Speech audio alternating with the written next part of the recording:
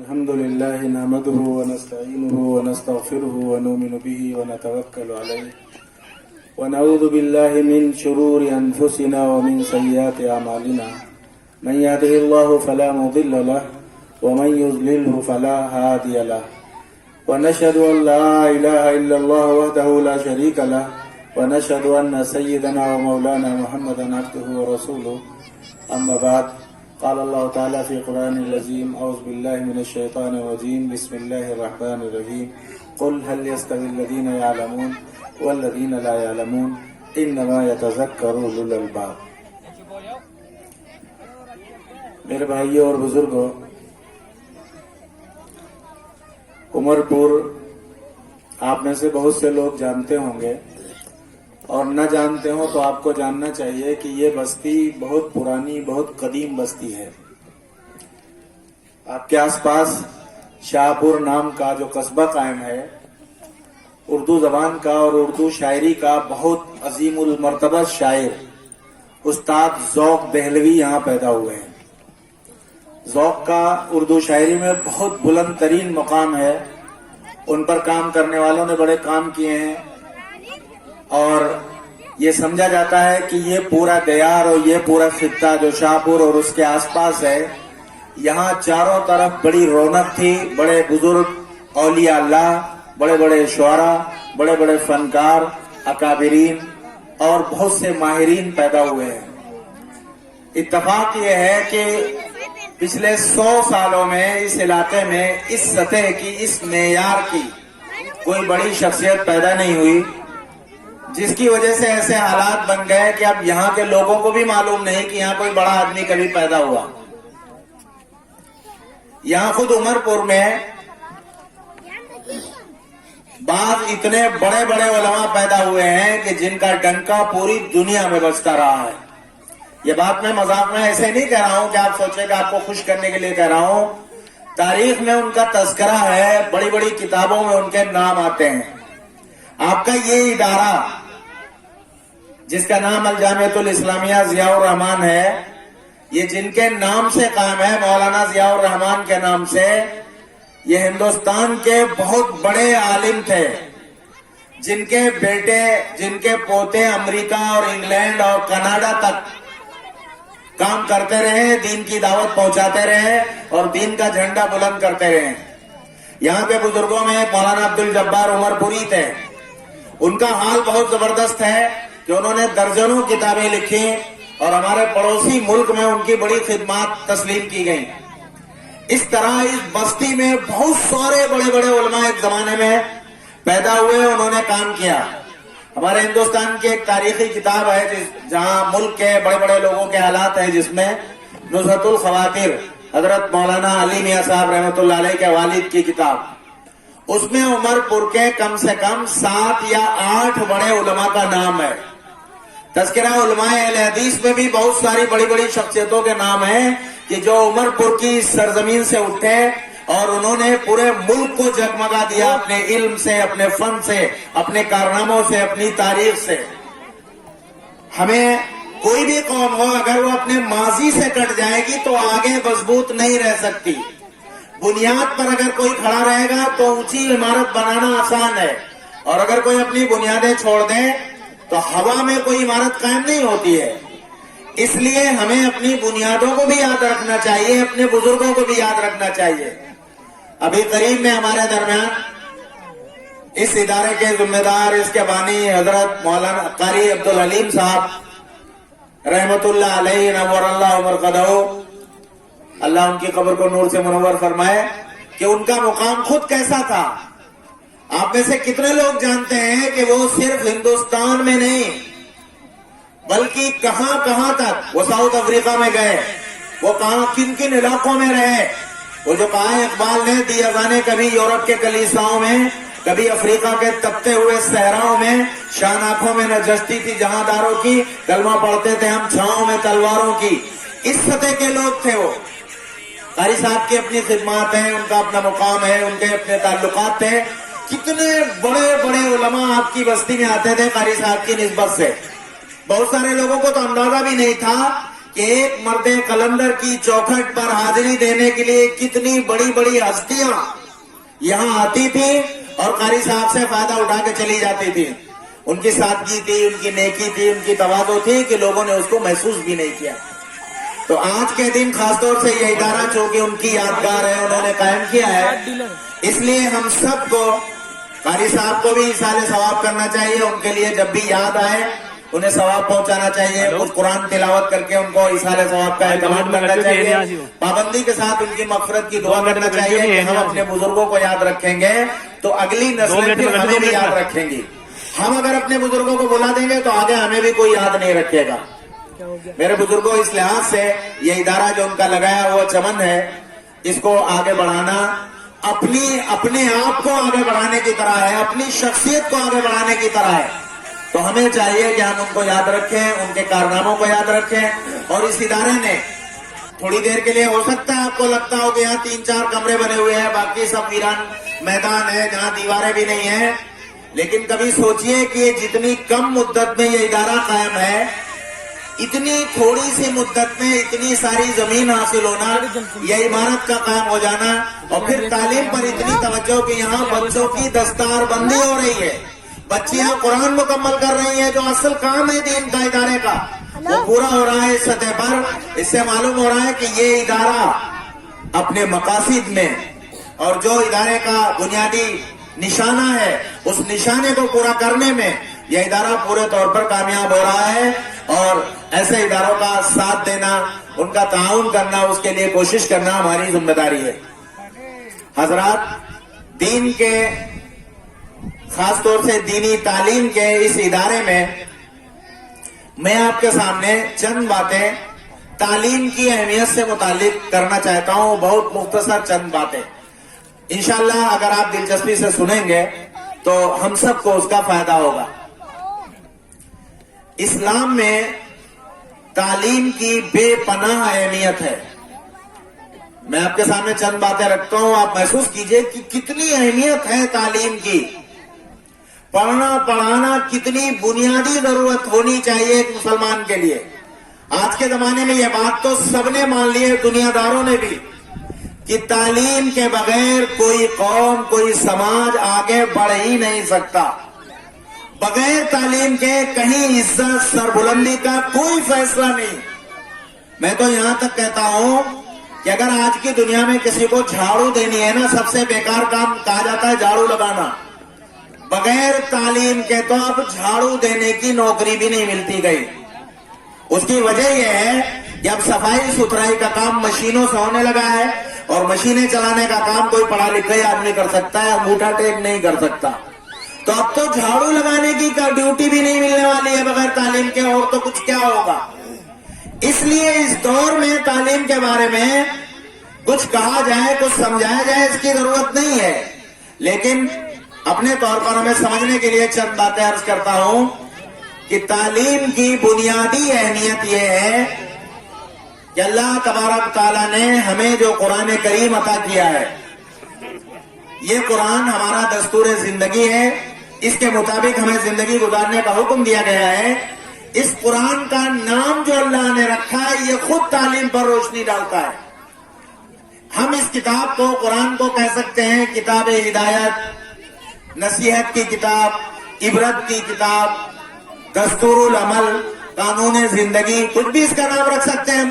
اللہ تعالیٰ چاہتے تو کچھ بھی نام رکھتے ہیں, لیکن اللہ تعالیٰ نے اس کتاب کا نام رکھا قرآن.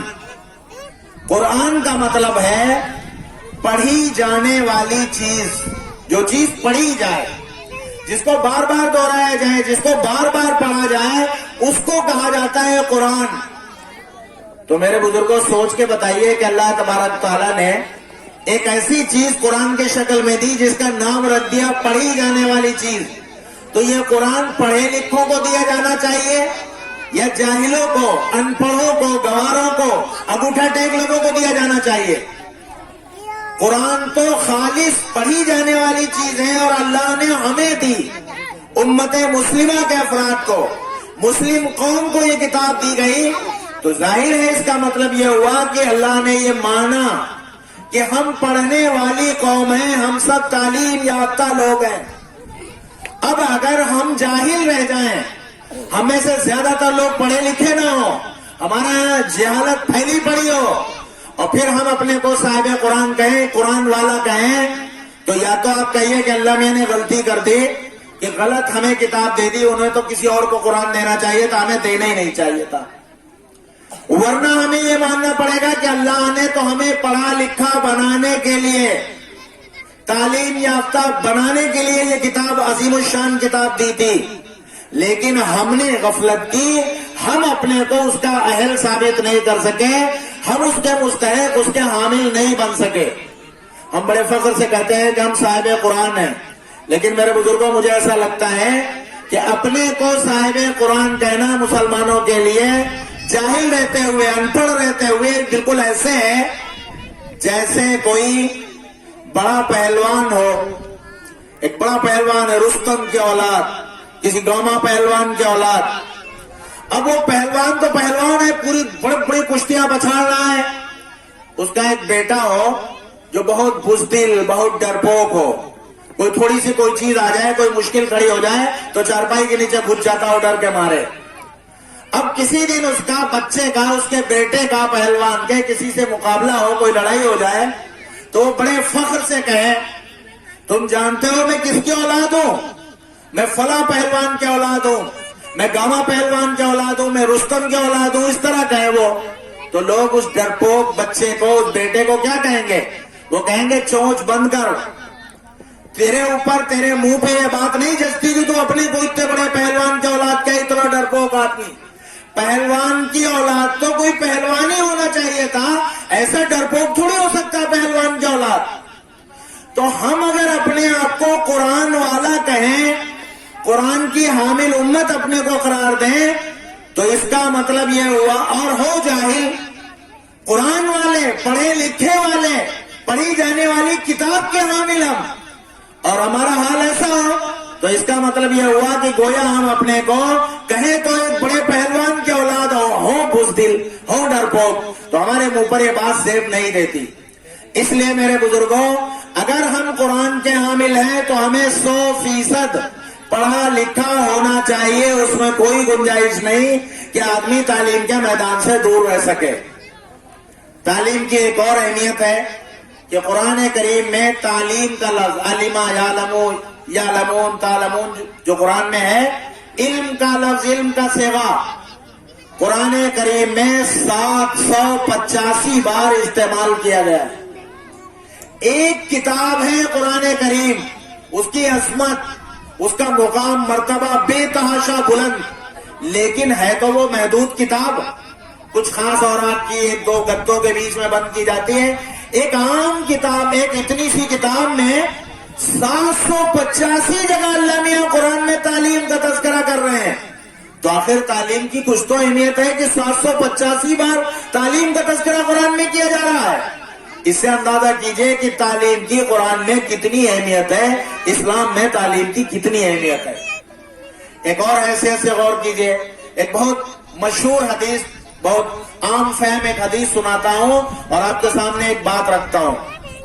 اللہ کے نبی صلی اللہ علیہ وآلہ وسلم نے ارشاد فرمایا, طلب العلم فریضۃ علی کل مسلم, علم حاصل کرنا ہر مسلمان پر فرض ہے. آپ سوچئے کہ ہمارے نبی نے کتنی بڑی بات کہی ہے. میں جو مثالیں دینے والا ہوں تھوڑا سا توجہ کی ضرورت ہے. آپ سوچیں گے اتنی بڑی بات تو دنیا کے بڑے سے بڑے کسی مفکر نے, کسی قوم نے, کسی مذہب نے نہیں کہی ہوگی تعلیم کے بارے میں, جتنی بڑی بات ہمارے نبی صلی اللہ علیہ وسلم نے اس موقع پر فرمائی, طلب العلم فریضۃ علی کل مسلم, علم حاصل کرنا ہر مسلمان پر فرض ہے. اس کا ایک حصہ ہے کہ علم حاصل کرنا فرض ہے, اور دوسرا حصہ ہے ہر مسلمان پر. آپ ذرا جوڑیے کہ علم حاصل کرنا فرض ہے. فرض کا مطلب کیا ہوتا ہے, کبھی سوچا ہے آپ نے؟ فرض کا مطلب ہوتا ہے کہ یہ کام کرنا ہی پڑے گا, نہیں کریں گے تو سزا ملے گی, نہیں کریں گے تو پٹائی ہوگی, نہیں کریں گے تو جواب دینا پڑے گا. فرض کا مطلب یہ نہیں ہوتا ہے کہ کرو تو بڑا اچھا، نہ کرو تو کوئی بات نہیں. مثلا نماز فرض ہے، سب کو معلوم ہے کہ نماز فرض ہے ہمارے اوپر. نماز فرض ہے تو کیا اس کے بارے میں یہ گنجائش ہے کہ پڑھو تو بڑا اچھا اور نہ پڑھو تو کچھ نہیں ہوگا؟ نماز نہیں پڑھیں گے تو اس کی سزا طے ہے شریعت میں. فضائل اعمال میں شیخ الحدیث حضرت مولانا زکریا صاحب رحمۃ اللہ علیہ نے ایک نقل کیا ہے کہ ایک حدیث نقل فرمائی کہ جو آدمی ایک وقت کی نماز جان بوجھ کر چھوڑ دے گا اسے ایک حقوب جہنم میں جلنا پڑے گا. حقوب کا مطلب لکھا ہے شیخ نے 83,000 سال. جان بوجھ کر نماز چھوڑیں گے تو 83,000 سال جلنا پڑے گا. نماز چھوڑنے کی یہ سزا کیوں ہے؟ اس لیے ہے کہ نماز فرض ہے اور فرض کو چھوڑنے کی گنجائش نہیں ہوتی، کرنا پڑے گا. ایسے ہی زکوٰۃ فرض ہے اسلام میں. فرض کا مطلب ہے کرنا پڑے گا، نہیں کریں گے تو سزا ملے گی. تو زکوٰۃ فرض ہے، اس پر بھی غور کیجئے کہ وہاں بھی طے ہے، سزا ہے. قرآن نے ذکر کیا ہے، قرآن کریم میں اللہ تعالیٰ نے فرمایا الذین یکنزون الذهب والفضة ولا ينفقونها فی سبیل اللہ، کہ جو لوگ سونے اور چاندی کو جمع کر کے رکھتے ہیں اور اللہ کے راستے میں اسے نکالتے نہیں ہیں، اس کی زکوٰۃ ادا نہیں کرتے، تو فرمایا یہ قرآن کریم میں اللہ تعالیٰ نے کہ اس کے سونے کو چاندی کو تپایا جائے گا آگ میں اور اس سے چہرے، اس کے پہلوؤں کو، اس کی پیٹھوں کو داغا جائے گا اور کہا جائے گا یہ ہے تمہارا وہ مال جس کو تم دنیا میں بچا بچا کے رکھتے تھے. تو زکوٰۃ فرض ہے، نہیں ادا کریں گے تو سزا ملے گی. اسلام کا ضابطہ یہ ہے کہ جو چیز فرض ہے اسے کرنا پڑے گا، نہیں کریں گے تو سزا ہے، اس کا جواب دینا پڑے گا. نماز فرض ہے تو سزا ملے گی چھوڑیں گے اگر. زکوٰۃ فرض ہے، نہیں ادا کریں گے تو سزا طے کی گئی. ایسے ہی ہمارے نبی صلی اللہ علیہ وسلم نے فرمایا علم حاصل کرنا فرض ہے تو نہیں ادا کریں گے تو سزا ملے گی، پکڑ ہوگی. یہ تو بہت سارے لوگ چودھری صاحب ناک اونچی کر کے برادری میں قوم میں ٹہل رہے ہیں اور جاہل ہیں، انگوٹھا ٹیک ہے اور وہ سوچ رہے ہیں کہ ہمارے پہ مال ہے تو عزت ہے. ایسا ہونے والا نہیں. میدان محشر میں اللہ کے سامنے جواب دینا پڑے گا کہ جاہل کیوں رہے تھے، پڑھے لکھے کیوں نہیں بنے تھے. میدان محشر میں پکڑ ہوگی، سزا ملے گی اس کی کہ جاہل کیوں رہ گئے. جب علم حاصل کرنا فرض ہے تو جاہل رہنا گناہ ہے، سزا کا کام ہے، اس کی پکڑ ہونی ہے. اس لیے اگر ہمیں میدان محشر میں سزا سے بچنا ہے تو جہالت سے توبہ کرنی پڑے گی. اس کے بغیر کوئی چارہ نہیں ہے کہ ہم جہالت سے توبہ کریں اور ہر حال میں ہمارے یہاں کوئی جاہل نہ رہ جائے، اس کی کوشش کریں. یہ علم حاصل کرنا فرض ہے، اس لیے حکم ہے.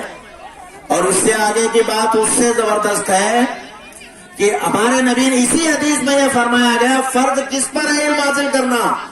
علی کل مسلم، ہر مسلمان پر، عاقل پر، بالغ پر، چھوٹے پر، بڑے پر، بچے پر، بوڑھے پر، مرد پر، عورت پر، جوان پر، ہر ایک پر علم حاصل کرنا فرض ہے، کسی کو معاف نہیں. ہمارے نبی صلی اللہ علیہ وسلم نے فرمایا اطلبوا العلم من المہد الی اللحد، بچپن سے لے کر قبر میں پیر لٹکانے تک علم حاصل کرو. قبر میں پیر لٹک رہے ہیں، دنیا سے رخصت ہونے کا وقت ہے، وہاں تک حکم ہے کہ علم حاصل کرو. میرے بزرگوں جو بوڑھے ہیں اور وہ قرآن پڑھنا نہیں جانتے، وہ سوچے کہ اللہ میاں کے یہاں اس لیے بچ جائیں گے کہ ہمارے ماں باپ نے قرآن نہیں پڑھایا تھا تو بچیں گے نہیں. انہیں قرآن پڑھنا ہے، سیکھنا ہے، اور ایسے ہی دنیا سے جائیں گے تو اللہ میاں کے یہاں پکڑ سے بچیں گے نہیں. انہیں جواب دینا پڑے گا کہ جاہل کیوں رہ گئے تھے، اپنی اولاد کو جاہل کیوں بنایا تھا، اس کا بھی جواب دینا پڑے گا. اس لیے علم حاصل کرنا ہر ایک پر فرض ہے، سارے مسلمانوں پر فرض ہے، کسی کو معاف نہیں. اب یہ بات تو ہمارے نبی نے اتنی بڑی کہی کہ کسی پر معاف نہیں، سب پر علم حاصل کرنا فرض. تھوڑی سی ایک بات یاد دلاتا ہوں آپ کو. سن 2001 میں اور سن 2002 میں ابھی 20 سال ہونے کو ہیں. ہماری گورنمنٹ نے, ہندوستان کی گورنمنٹ نے ایک سسٹم لگایا تھا تعلیم کے لیے, ایک تحریک چلائی, اس کا نام تھا سرو شکشا ابھیان. سرو شکشا ابھیان, سب کو تعلیم ملے, اس کی تحریک. یو کی طرف سے بھی ایک تحریک چلائی گئی جس کا نام ہے وشو ساکشرتا مشن. پوری دنیا کو ساکشر بنانے کی, کوئی نرکشر نہ رہے, کوئی جاہل نہ رہے, کوئی ان پڑھ نہ رہے, اس کی تحریک. یہ کب چلائی؟ 2001 میں, 2002 میں, یعنی اب آگے 20 سال پہلے. آج کی دنیا میں جب انسان علم کے واسطے سے چاند پر قدم رکھ چکا ہے اور سورج کو انسان نے علم کے سہارے سے اپنی مٹھی میں داب رکھا ہے, اب کہا جا رہا ہے اس وقت 1969 میں نیل آرم اسٹرانگ نے چاند پر قدم رکھ دیا تھا. پہلا انسان چاند پر گیا تھا 1969 میں, جس کو 50 سال ہو گئے ہیں. تو 50 سال پہلے انسان نے چاند پر قدم رکھ دیا اور سورج ہماری مٹھی میں ہے. گاؤں والوں کو سب کو اندازہ ہے, چھوٹی چھوٹی دیہاتوں میں سورج کی سولر سسٹم کی لائٹیں جل رہی ہیں. سورج کو ہم نے کیچ کیا, اس کی طاقت کو, اس کے پاور کو, اور اس سے ہم لائٹیں جلا رہے ہیں, اجالے کر رہے ہیں, روشنیاں کر رہے ہیں. دنیا علم کے واسطے سے اتنے آگے نکل گئی کہ سورج ہماری مٹھی میں آ گیا اور چاند پر انسان نے قدم رکھ لیا. اب کہہ رہی ہیں ہماری حکومتیں کہ تعلیم تو سب کو ملنی چاہیے, کوئی محروم نہ رہے, سب پڑھے لکھے ساکشر بن جائیں, کوئی نرکشر نہ رہے. کب کہا جا رہا ہے؟ اب کہا جا رہا ہے. اور ہمارے نبی صلی اللہ علیہ وسلم نے کب کہا تھا؟ 1400 سال پہلے اس دنیا میں اعلان کیا تھا کہ علم حاصل کرنا ہر ایک پر فرض ہے, ہر ایک انسان تک سرو شکشا ابھیان, یعنی سب تک تعلیم پہنچے, ایک بچہ محروم نہ رہے تعلیم سے. یہ ہمیں دعوت دی تھی. آپ بتائیے کیا دنیا میں کسی نے اتنی بڑی دعوت دی ہے تعلیم کے لیے؟ اتنا بڑا پیغام کسی کے پاس ہے تعلیم کے لیے جو اللہ کے نبی صلی اللہ علیہ وسلم نے دیا؟ اب آپ کے ذہن میں یہ سوال پیدا ہو سکتا ہے کہ صاحب یہ تو ٹھیک ہے بھائی, سب لوگ پڑھے لکھے ہوں لیکن سارے جاہل, تو ہم بھی صحیح, کیا فرق پڑ رہا ہے؟ یہ تو عمل کرنا ممکن نہیں ہے. ایسا کیسے ہو سکتا ہے سارے پڑھے لکھے ہو جائیں؟ تو آپ کو چھوٹی چھوٹی 2 مثالیں اور دیتا ہوں. ایک انگریز مصنف ہے, انگریزی تحریر لکھنے والا, ڈاکٹر ڈریپر. نیٹ پہ سب کچھ دستیاب ہے, ڈھونڈ لیجئے. ڈریپر نے ایک کتاب لکھی ہے یورپ کا عروج اور زوال. اردو ترجمہ بھی ہوا ہے اس کا, انگریزی میں کتاب دستیاب ہے. اس نے لکھا ہے کہ اسپین میں, اندلس کے ملک میں 700 سال ایسے گزرے ہیں کہ وہاں مسلمانوں کی حکومت تھی اور پورے ملک میں ایک آدمی بھی جاہل نہیں تھا. مسلمانوں کی ایک ملک میں 700 سال حکومت رہی اور وہاں ایک آدمی بھی جاہل نہیں تھا. معلوم یہ ہوا کہ ہمارے نبی صلی اللہ علیہ وسلم کے اس حکم پر دنیا میں عمل کیا گیا ہے اور اب بھی ممکن ہے. یہ نہیں کہہ سکتے کہ ایسا نہیں ہو سکتا کہ 100% پڑھے لکھے ہو جائے. ہو سکتے ہیں اگر کوشش کی جائے, اگر توجہ ہو تو اس پر عمل ممکن ہے. صرف دل پر لینے کی بات ہے, صرف سوچنے کی بات ہے. ایک دوسری مثال, تازہ ترین بالکل ابھی کی مثال دیتا ہوں. ہندوستان میں ایک صوبہ ہے کیرلا. آپ میں سے اکثر لوگ جانتے ہیں کیرل ہمارے ملک کا ایک صوبہ ہے. جہاں جہاں الیکشن ہو رہے ہیں ان میں کیرل میں بھی الیکشن ہونے جا رہے ہیں. کیرلا میں سن 2013 میں, 7 سال پہلے 2013 میں سرکاری آنکڑوں کے مطابق 100% ساکشرتا مکمل کر لی گئی ہے. یعنی اب کیرلا میں 2013 سے ایک آدمی بھی جاہل نہیں بچا, سب پڑھے لکھے ہو گئے. ہمارے ملک کی ایک ریاست کیرلا میں 100% لوگ, پورے صوبے میں 100% لوگ پڑھے لکھے ہو گئے ہیں. اب آگے سنیے, ایک ضلع ہے وہاں کیرلا کا جس کا نام ہے ملا پورم. کیرلا کا ایک ضلع ہے ملا پورم. اس ملا پورم میں 72% مسلمان رہتے ہیں. बाकी लोग सिर्फ 28%। 72% मुसलमान आबाद हैं वहां हमारे लोग। जब पूरा सूबा पढ़ा लिखा हो गया है, कोई एक भी जाहिल नहीं, तो आप बताइए वो 72% मुसलमान भी पढ़े लिखे होंगे कि जाहिल? जब सारे पढ़े लिखे हैं तो 72% मुसलमान भी पढ़े लिखे होंगे। तो आज की तारीख में हमारे मुल्क में एक सूबे केरला में और वहां के एक जिला मल्लापुरम में अगर 72% मुसलमान, उनमें 100% तालीम, एक भी जाहिल नहीं, ऐसे हो सकते हैं, तो उमरपुर में तो बड़े बड़े, आपका क्या जिक्र करो कि यहाँ के वो थे रहीमुद्दीन कुरैशी और कौन कौन नाम है, दुनिया भर में मशहूर हैं, कितनी मस्जिदें कहां कहां बनाई, कितने पैसे खर्च किए, कहीं पानी का इंतजाम, कहीं गरीबों का इंतजाम, क्या क्या होता रहा है। आपकी बस्ती तो कहां कहां तक पैसे खर्च करती रही, बस्ती के बाहर भी, इलाके के बाहर भी।